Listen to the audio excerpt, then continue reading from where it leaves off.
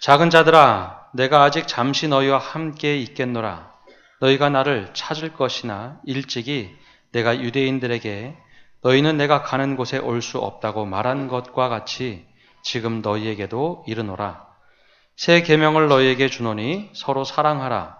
내가 너희를 사랑한 것 같이 너희도 서로 사랑하라. 너희가 서로 사랑하면 이로써 모든 사람이 너희가 내 제자인 줄 알리라. 아멘. 단풍이 붉게 물들고 있습니다. 우리 옆에 분들을 바라보시면서 인사하겠습니다. 단풍보다 더 아름답습니다.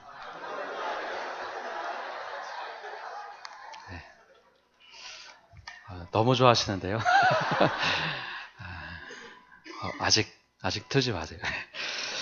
오늘은 종교개혁 주일입니다. 10월 마지막 주일을 종교개혁 주일로 보내고 있는데요. 종교개혁은 하나님의 말씀을 잘못 왜곡되게 이해했던 서유럽의 잘못된 신앙관과 또 전통들, 그것을 바로 잡고자 운동했던, 즉 오직 말씀으로, 오직 은혜로, 오직 믿음으로 이 세 가지 표어를 가지고 했던 운동이 종교개혁입니다. 이 종교개혁은 지금도 여전히 유효합니다. 끊임없이 말씀으로 돌아가자. 그리하여 하나님께서 원하시는 모습으로 살아가자는 운동입니다. 그 운동의 모습이 우리에게도 동일하게 역사하기를 간절히 바랍니다. 오늘은 영화 한 장면을 좀 보면서 말씀을 나누려고 합니다. 1600년 어간부터 1700년 어간까지 있었던 남미의 일을 한 영화로 그려냈던 영화입니다. 영화 미션이라는 것인데요. 좀 짧게 편집한 내용입니다. 함께 보도록 하죠.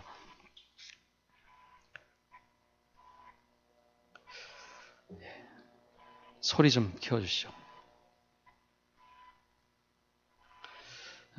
종교개혁 이후에 로마 카톨릭은 반종교개혁이라는 운동을 하게 됩니다.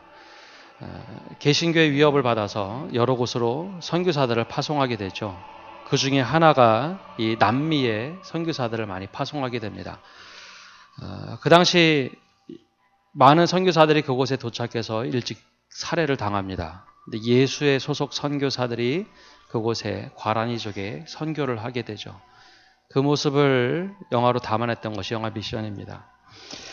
이 영화에 나왔던 주요한 내용들 중에 하나가 특별히 예수의 선교의 모습을 아주 잘 뽑아냈습니다. 유럽의 기독교와 다르게 과란이족에게 선교했던 예수의 선교사들은 마을 공동체를 이루었고 또 농업 공동체를 이루어서 현지 문화답게 선교를 합니다.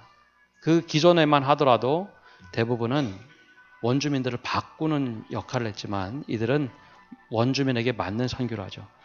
그러나 그와 달리 노예를 잡아서 팔던 이들이 있었습니다. 유럽인들이 그랬죠. 이 영화상에서는 지금 나오는 이처럼 멘도사라는 인물이 노예를 잡아서 팔던 역할을 했습니다. 영화 속에 보면 이 멘도사라는 인물을 이 동생과 아내가 가늠하는 모습을 보고 동생을 죽이게 되고 한참 참회를 하게 됩니다. 죽고자 했던 그를 가브리엘 선교사가 그에게 와서 나의 선교지로 가자라고 초청을 합니다. 장면에 나오는 것처럼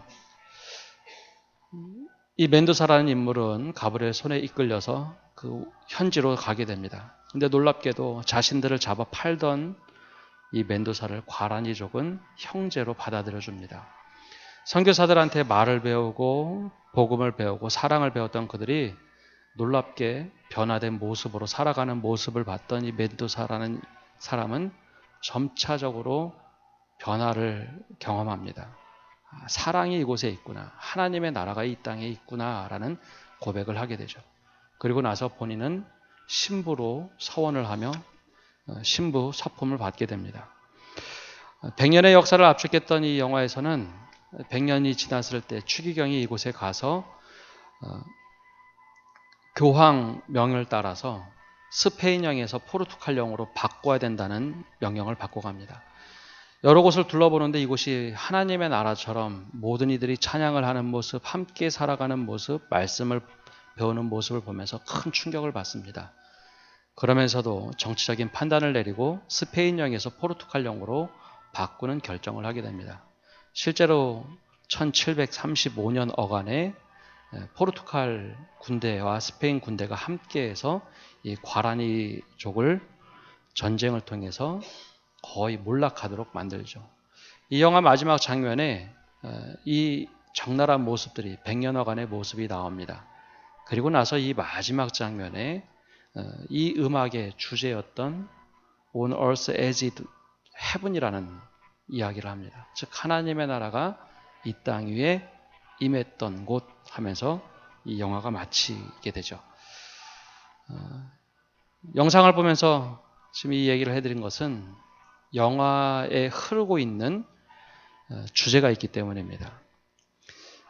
과라니족을 끊임없이 선교하려고 했던 선교사들은 수없이 죽어가면서도 끝까지 그들을 사랑하고 복음으로 그들에게 전하곤 합니다. 과라니족은 선교사들을 배척하다가 그들을 받아들이면서 말을 배우고 사랑을 배우게 됩니다. 아, 이렇게 사는 것도 있구나. 그리고 그 배운 대로 자신들을 잡아다 팔던 유럽 한 사람, 그 멘도사라는 사람을 적으로 원수로 규정하는 것이 아니라 복음에 있어서 우리의 형제다라고 하면서 함께 울면서 그들을 맞이해 줍니다. 자기 신을 배척할 줄 알았던 멘도사는 원주민들이 자신을 환대해 주는 것을 보면서 그곳에 살며 아, 이곳에 하나님의 나라가 임했구나. 그리고 고린도 전서 13장의 말씀을 묵상하며 사랑의 이야기를 합니다. 그 역사가 살아있던 내용이 바로 영화 미션에 고스란히 담고 있죠. 이 역사는 우리에게도 지금 동일하게 이루어져야 합니다. 사랑이라는 것, 이것이 하나님께서 정말 하나님 나라에서 원하시는 가치라는 것이죠. 신앙생활 처음 하게 되면 우리는 교회 나와서 하나님을 사랑하라, 주님을 사랑하라는 이야기를 수없이 듣습니다. 유대인들이 평생 들었던 말씀, 즉 신명기 6장의 말씀, 이 쉐마는 그들이 평생 외우던 말씀입니다. 이스라엘아 들으라, 우리 하나님 여호와는 오직 유일한 여호와이시니 너는 마음을 다하고 뜻을 다하고 힘을 다하여 내 하나님 여호와를 사랑하라. 쉐마 이스라엘, 즉 이스라엘아 들으라 하면서 이것을 마음판에 새기고 살던 이들이 히브리인들, 유대인들입니다. 우리나라로 굳이 표현을 하자면 우리가 어려서부터 부모님께 효도해야지, 부모님을 공경해야지 하는 말과 거의 동일하게 그들은 외우는 말씀입니다. 근데 부모님께 효도한다는 것, 부모님만 사랑하고 부모님의 말씀만 잘 들으면 그것이 진정한 효일까요? 자녀들하고 막 분란은 나면서도 부모님께만 잘하는 것이 정말 효일까요? 부모님의 그런 것만 기대할까요? 그것과 마찬가지로 이스라엘 백성들은 하나님께만 잘하고 하나님께만 사랑하는 것을 믿음의 최고라고 여겼습니다. 말씀만, 하나님께서 하시는 말씀만이라고 생각을 했죠. 예수님께서는 이 땅에 오셔서 이 추상적인 의미를 다시 해석해 주셨습니다. 마태복음 말씀에 보면 이렇게 말씀하시죠. 예수께서 이르시되 내 마음을 다하고 목숨을 다하고 뜻을 다하여 주 너의 하나님을 사랑하라 하셨으니 이것이 크고 첫째 되는 계명이요. 즉 신명기 말씀 쉐마를 말씀하신 이후에 둘째도 그와 같으니 내 이웃을 내 자신같이 사랑하라 하셨으니 이 두 계명이 온 율법과 선지자의 강령이니라. 이스라엘 백성들은 쉐마 이스라엘만 알면 됐는데 예수님은 다시 해석을 하셨습니다. 너희 하나님을 사랑하는 것 넘어서 내 이웃을 내 몸과 같이 사랑하라. 이것이 율법과 선지자의 강령이다라고 다시 재해석을 해주셨죠. 이상주의자처럼 보였던 예수님의 말씀. 그런데 예수님은 이 말씀을 그냥 외치는 것이 아니라 몸소 실천해 보이셨습니다. 그리고 나서 아주 구체적으로 실천할 수 있는 방법을 제자들에게 다시 한번 말씀하셨던 것이 오늘의 말씀입니다. 우리 요한복음 13장 34절의 말씀 함께 읽어보겠습니다. 새 계명을 너희에게 주노니 서로 사랑하라. 내가 너희를 사랑한 것 같이 너희도 서로 사랑하라. 아멘. 하나님을 사랑하는 구체적인 표현이 서로 사랑하라라고 이야기하고 계십니다. 새 계명을 이제는 너에게 주겠다. 하늘에서 뚝 떨어진 것이 아니라 쉐마 이스라엘의 그 말씀을 다시 해석한 말씀, 너희는 들으라라고 하셨던 그 말씀을 새롭게 해석하셨던 것이 바로 서로 사랑하라라는 겁니다. 이 말씀은 그냥 너희끼리 알아서 서로 사랑하라, 서로 사랑해야지라는 말씀이 아닙니다. 이 말씀에 내포되어 있는 그 말씀은 내가 너희를 얼마나 사랑하는지 너희가 알지라는 의미가 포함이 되어 있습니다. 그러면서 너희가 그 사랑받은 것만큼 사랑하라라고 이야기하고 계십니다. 말씀을 기록했던 요한은 그 당시 예수님이 하셨던 말씀을 잊지 않고 평생 기억을 했습니다. 요한은 다른 제자들이 모두 순교하고 마지막까지 살아남았던 제자입니다. 마지막까지 살아남은 것이 얼핏 생각하면 축복처럼 느껴지는데요. 아니요, 사실 요한은 굉장히 고통 속에서 마지막까지 살아남았던 노장의 제자였습니다.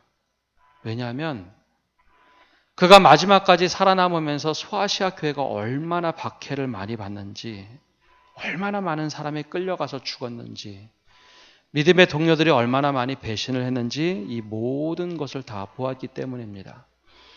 교회들 안에 분란도 많이 보았습니다. 노장 사도 요한은 그래서 늘 교회 공동체에 가르칠 때에 서로 사랑하라라고 매번 가르쳤습니다. 그러자 교인들이 때로는 불만을 터뜨립니다. 왜 그렇게 사랑하라고 얘기합니까? 지금 사람이 끌려가고 박해받는데 그 얘기가 어떻게 우리에게 다 적용될 수 있겠습니까? 불만을 터뜨리면 요한은 이런 얘기를 했죠. 사랑은 그리스도 교회의 기초요. 사랑만 있으면 죄를 범하지 않는다.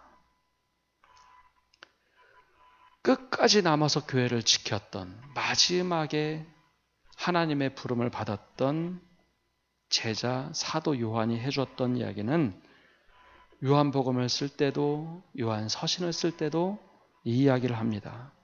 여러분 사랑하십시오. 하나님이 사랑이시니 사랑하십시오 라고 이야기를 했습니다. 요한이 교회를 안정화시키기 위해서, 교회 위기를 극복하기 위해서, 혹은 고난을 지켜내기 위해서 이 이야기를 했을까요? 물론 그것도 맞는 말이긴 하지만 요한은 자신이 얼마나 사랑을 많이 받았는지 복음서를 기록하며 예수님의 이야기를 다 떠올려 보면서 회상할 때 그 핵심이 사랑이었다라는 겁니다. 그래서 요한복음을 기록할 때 자신의 이야기를 쉽게 드러내지 못하고 주님께서 사랑하시는 제자라고 자신을 표현했습니다. 얼마나 자신이 못난 사람이었는지 성경을 기록하며 자신의 이야기를 떠올려 봅니다. 예수님께서 왕으로 등극하면 그 오른편 왼편 자리를 달라고 부탁을 해보았고, 왕의 자리에 오르셔서 마실 잔이 있으면 주님 그 잔 내게도 달라고 요구했던 사람이 요한입니다. 12명의 제자 중에 치열하게 자리 다툼을 해봤던 요한, 만약에 그가 나이가 많은 연장자였다면 아마 굉장히 휘둘렀을 겁니다. 막내였기에 다 괜찮지. 그는 그만큼 욕심이 많았고 천둥의 아들이라고 부를 만큼 그는 굉장히 다혈질이기도 했습니다. 형편없던 자신을 사랑해 주셨던 예수님의 사랑, 그 사랑을 복음서를 써며 내려가면서 그는 깨닫기 시작합니다. 그래서 유독히 다른 모든 복음서를 떠나서 요한복음에는 사랑 이야기가 너무 많이 나옵니다. 다른 복음에는 사명, 소명, 말씀을 지키는 것, 말씀이 어떻게 이루어졌는가 초점을 맞췄다면 요한은 자신이 받았던 사랑 이야기를 끊임없이 계속해서 하고 있습니다. 그렇다면 우리 이 자리에 앉은 성도 여러분들은 어떠십니까? 그 예수님의 사랑을 그만큼 충분히 받으셨다고 생각을 하십니까? 그 사랑을 받으셨습니까? 바로 그런 우리에게 요한은 투영해서 얘기합니다. 34절과 35절 말씀 다시 한번 읽어보겠습니다. 새 계명을 너희에게 주노니 서로 사랑하라. 내가 너희를 사랑한 것 같이 너희도 서로 사랑하라. 너희가 서로 사랑하면 이로써 모든 사람이 너희가 내 제자인 줄 알리라. 아멘. 이 말씀을 평소에 잘하던 제자들에게 하신 말씀은 아닙니다. 이 말씀을 하실 타이밍이 참 기가 막힌데요.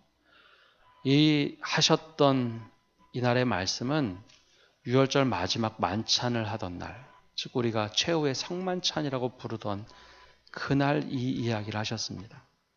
또 제자들의 발을 씻겨주고 나서 이 이야기를 하셨죠. 그날 제자들이 눈치 없게 요한은 옆자리 달라고 탄원하던 날이기도 했습니다. 또 더 나아가서 예수님은 알고 계셨죠. 가룟 유다가 자신을 팔 것이라는 것을 알고 계셨고 베드로가 조만간에 나가서 부인할 것도 알고 계셨습니다. 그래서 이 말씀이 있는 자리는 베드로야 너 오늘 내가 나를 3번 부인할 것이다 라고 하셨던 이야기도 동일한 선상에서 등장을 합니다. 그런 의미에서 예수님께서 하셨던 말씀 서로 사랑하라는 이야기는 너희 잘하고 있으니 그냥 한번 사랑해봐라 라는 얘기가 아닙니다.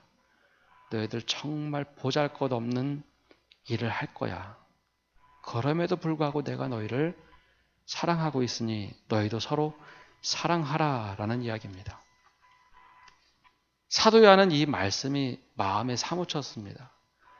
다른 제자들은 이것을 기억해내지 못했지만 사도 요한은 이것이 어떤 의미인지 마음속 깊이 깨달았습니다. 그리고 보니 내가 사랑받은 게 잘나서 사랑받은 것이 아니라는 것을 깨달았죠. 보잘것없는 자신을 사랑해 주신 예수님의 사랑이 아주 깊숙하게 마음에 들어왔습니다. 그리고 보니 너희가 특별해서 나의 사랑을 받은 사람들이 아니다라는 것도 깨닫습니다. 너희가 잘나서 사랑을 해준 것이 아니라 아주 볼품없고 못나고 실수투성이지만 내가 너를 사랑해 줬으니 너도 서로 부족한 대로 사랑해 주는 것이 맞다라는 이야기죠.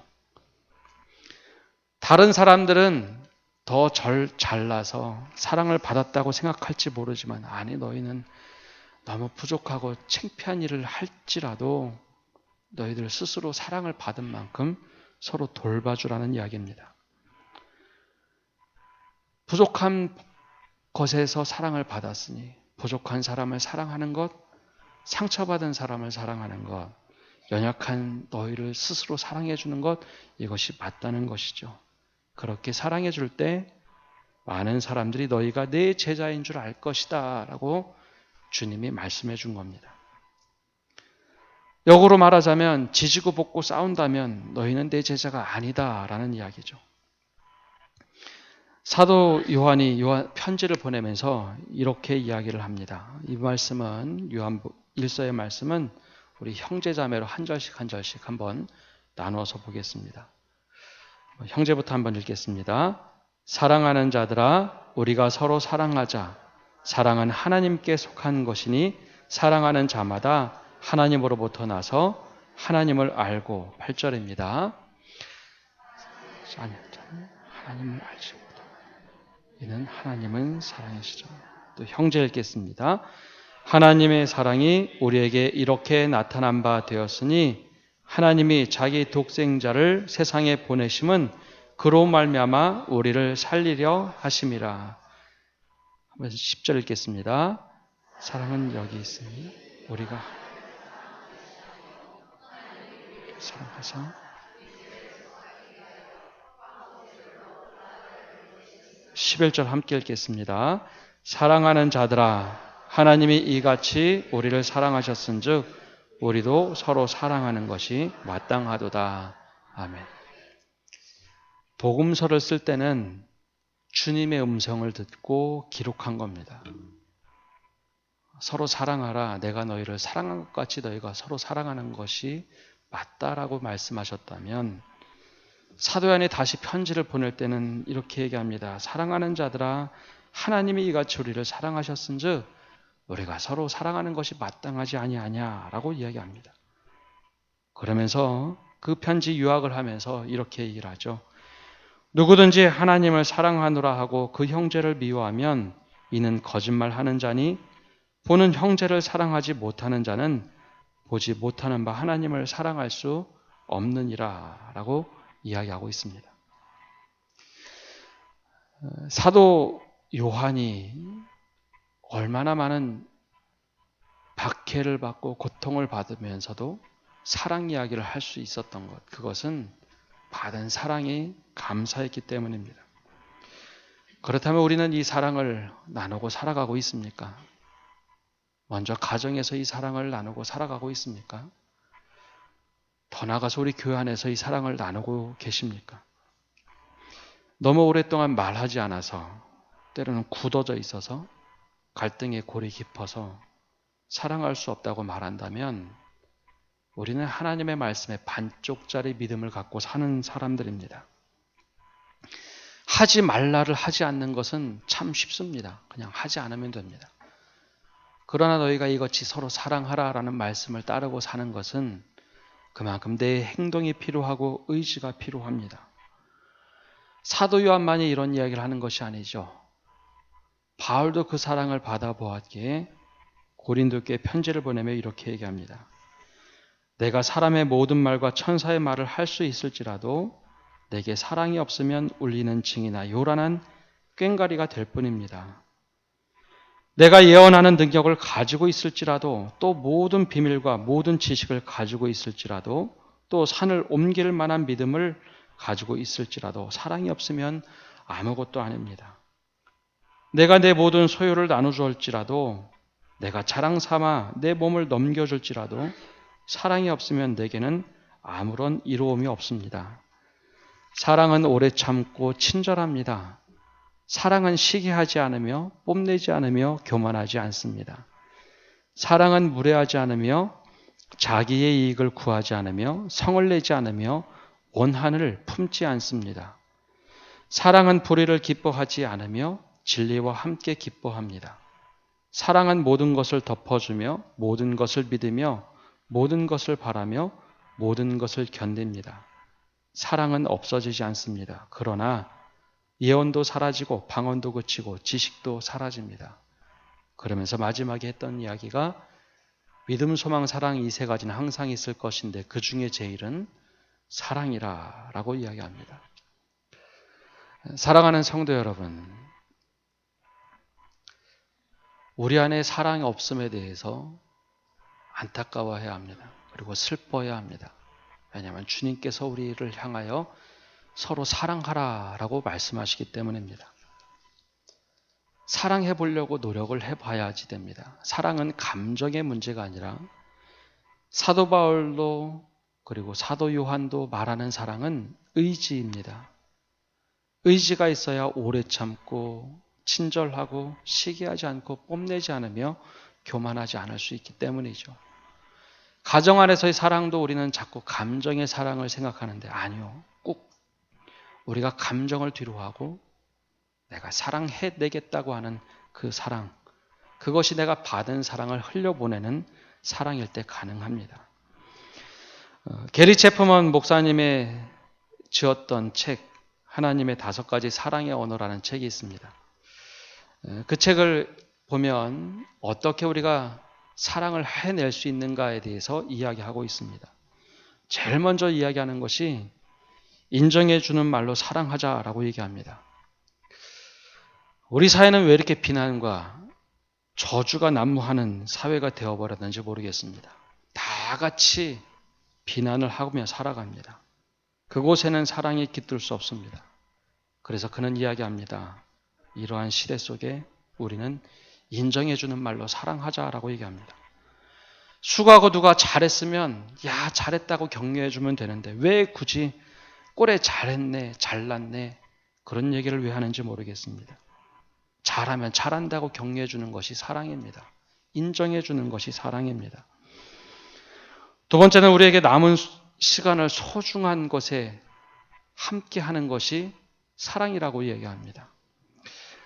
오늘 예배를 드리는 분들 가운데 객관적으로 절대적인 수치로 보면 저보다 하나님께서 부르시는 시간이 더 짧은 분들이 훨씬 더 많습니다. 너무 어렵게 표현했나요? 저보다 연세 많으신 분들이 훨씬 더 많죠. 근데 그 남은 생, 주님이 부르시는 그날까지 그 짧은 시간 사랑하며 사는 것이 맞지 않겠습니까? 나에게 가장 가까운 사람에게 사랑해 주는 것이 맞는 겁니다. 그저 무뚝뚝하게 있는 것 좋은 것이 아닙니다. 함께함의 사랑. 자녀들에게 함께하면서 사랑을 주는 것. 아내와 남편에게 함께하며 사랑을 주는 것. 조금 더 나가서 성도들 간에 이 짧은 인생의 남은 시간 사랑하며 사는 것, 이것이 사랑의 언어라고 이야기합니다. 주님 앞에 가면 열심히 사역했네, 열심히 복음 전했네, 그것도 칭찬받을 만한 일이지만 우리 스스로에게 남는 감정은요, 조금 더 품어주었으면, 조금 더 사랑해 주었으면 바로 그것만 남게 됩니다. 60억 인구 가운데 우리가 만날 수 있는 사람은 수천 명에 불과합니다. 그 중에 우리가 관계를 맺고 살아가는 사람은 불과 몇백 명에 불과합니다. 그래서 우리가 이 자리에 앉아서 만난 사람들은 정말 기적과 같은 사람들입니다. 60억 인구 중에 그 소수를 만나기 때문이죠. 그러기에 우리가 사랑하는 것이 맞습니다. 우리를 사랑해 주셨던 것처럼 사랑하는 것이 맞는 겁니다. 오늘도 여전히 주님께서 우리와 함께 하시는 것처럼 함께하며 사랑을 나눠야 됩니다.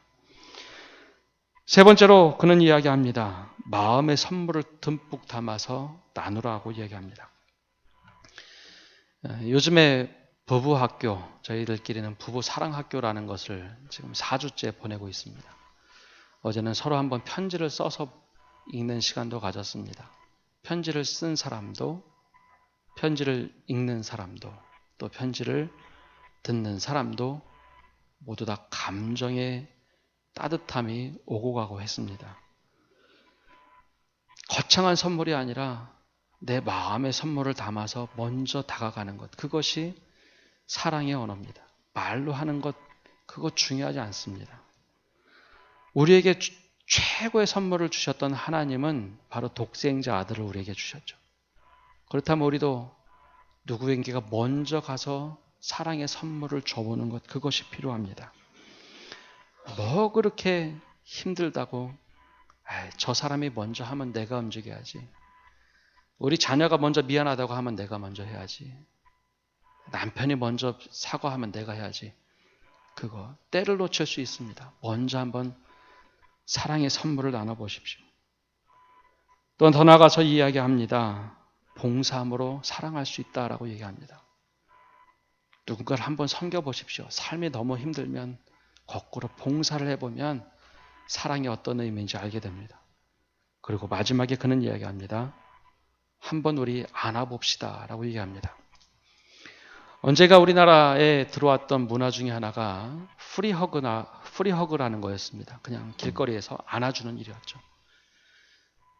정말 힘들어하는 사람을 한번 안아주는 것, 그것으로 사람이 살아날 때가 있습니다. 더 나아가서요.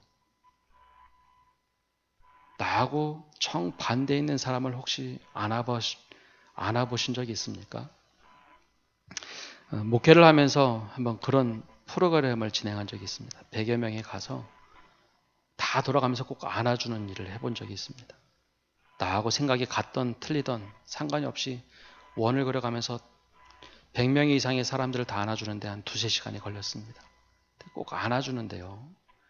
나하고 생각이 다른데 안아주는 것 그 하나만으로 서운한 감정들이 막 무너지는 것, 녹아지는 것도 경험해봤고 서로 아무 말 없이 안아주는데 그냥 미안하다라는 생각도 경험해봤습니다. 게리 체프먼 목사님이 썼던 그 하나님의 5가지 사랑의 언어라는 것, 이것은 남의 얘기가 아니라 바로 우리의 얘기가 되어야 합니다. 사랑하는 성도 여러분, 하나님의 나라 새 계명 서로 사랑하라는 것, 내가 먼저 사랑하라는 의미가